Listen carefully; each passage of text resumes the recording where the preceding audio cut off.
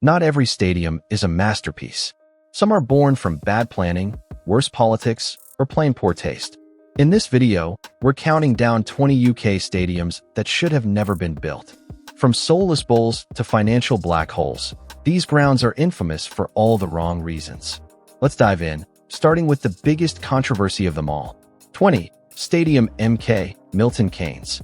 Built after the infamous relocation of Wimbledon FC in 2003, Stadium MK represents one of the most controversial moves in English football history.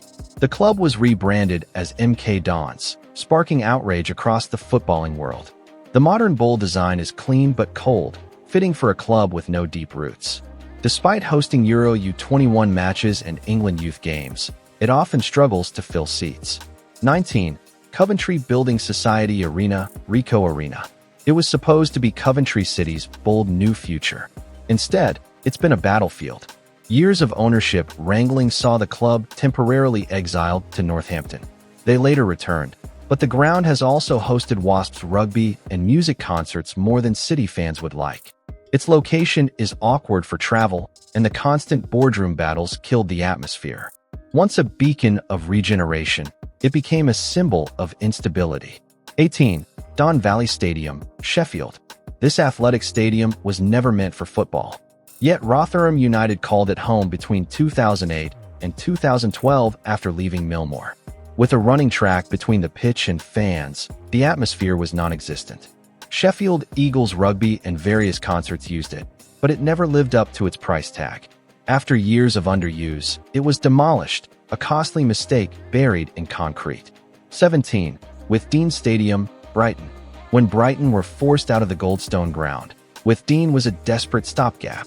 Originally a council-owned athletic stadium, it had temporary stands, poor views, and zero shelter. Rain-soaked fans often needed binoculars just to spot the action. It served its purpose until the Amex opened in 2011, but many believe no professional club should have ever played there. 16. Sixfields Stadium, Northampton. At first, Sixfields seemed like a tidy, modern ground. But a 2014 redevelopment scandal involving £10.25 million in public loans that mysteriously vanished changed that. The East Stand remains unfinished to this day. Ownership issues and fan anger have plagued the club.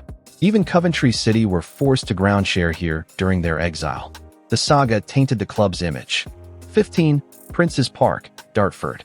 A non-league eco-stadium with a grass roof and sustainable wood paneling. Sounds nice, right? But at a cost of £7 million, it was a lot for a club in the lower leagues. Maintenance has proven tricky, and attendances rarely justify the investment. The design is quirky, but it feels like a solution in search of a problem. 14. Broadfield Stadium, Crawley. When Crawley rose to the Football League, Broadfield was quickly exposed. It's small, bland, and lacks facilities. Its expansion plans never materialized. With its metal stands and Lego set vibe, it's not a place that screams heritage. Despite a couple of FA Cup runs, the stadium has failed to grow with the club. 13. London Stadium, Stratford, London. Originally built for the 2012 Olympics, it was never designed for football. When West Ham moved in, the track was covered, but the soul was gone.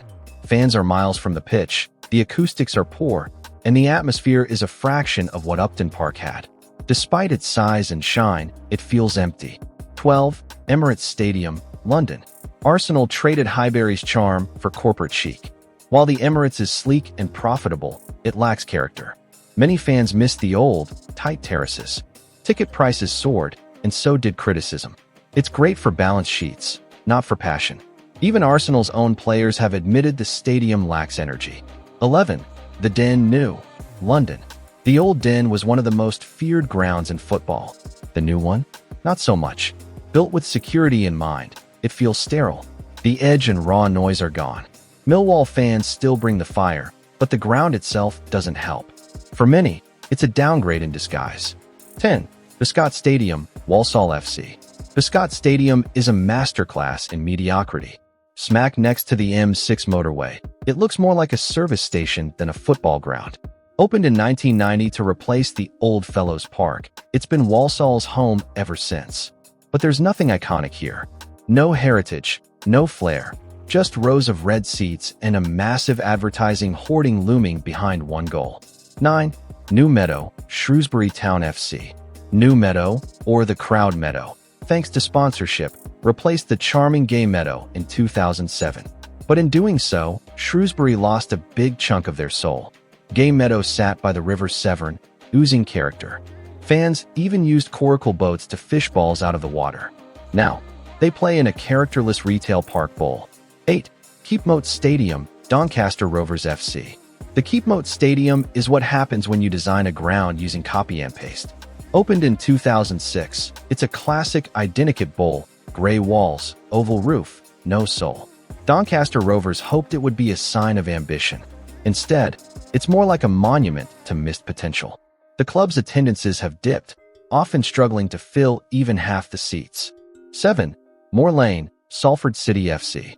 Salford's Moor Lane, now called the Peninsula Stadium, feels like a football-themed vanity project. The class of '92 pumped money into the club and rebuilt the ground in 2017. But it still feels fake. It's a small, boxy stadium with new stands that look bolted on. No history, no traditions, and not enough fans to fill it. Average attendances rarely break 3,000. 6. New York Stadium, Rotherham United FC. Yes, it's really called the New York Stadium. No, it has nothing to do with New York City. The name comes from an old industrial area. I'm still confusing. The ground opened in 2012, replacing Mill Moor, and while it's modern, it suffers from a strange location. Tucked away near a river and surrounded by tight roads, it's difficult to get to. 5. King Power Stadium, Leicester City FC. It hosted Premier League champions in 2016, but the stadium itself is anything but legendary. The King Power is another one of those early 2000s clone bowls. Built in 2002, it replaced Filbert Street, which had quirks and character. Today's stadium is clean, practical, and instantly forgettable. From the outside, it could be Reading or Middlesbrough. 4. Liberty Stadium, Swansea City FC. Opened in 2005, the Liberty Stadium was designed to host both football and rugby. And that's the problem. It's never fully felt like home for either. Shared with the Ospreys rugby team, the stadium lacks a real footballing identity. Swansea City's fans are passionate, but the ground mutes them. The move from the Vetch Field stripped the club of its gritty charm. 3. Kassam Stadium, Oxford United FC. The Kassam Stadium is famous for one thing. It only has 3 stands. The fourth side? Open to a car park and a bowling alley. Built in 2001, it was supposed to be finished later. That later never came. Over 2 decades later, it's still incomplete. And it shows. Oxford fans lost the old manor ground, which was cramped but full of life. 2.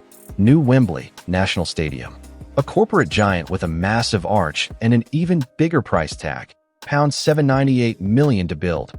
One of the most expensive stadiums ever. Sure, it's got capacity, and it's high-tech, but it lacks heart. Fans are miles from the pitch. The atmosphere often dies in the vast space. Wembley was rebuilt to be the beating heart of English football. 1. Tottenham Hotspur Stadium. On paper, it's a masterpiece. Massive capacity, world-class facilities, and the UK's first retractable pitch for NFL games.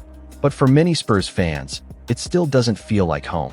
White Hart Lane was tight, raw, and full of noise. The new place? It's built more for tourists than the diehards. With ticket prices soaring and corporate boxes dominating, some fans feel priced out. And there you have it. Thanks for watching. If you love the content, please don't forget to subscribe, like, share, comment, and hit the notification bell.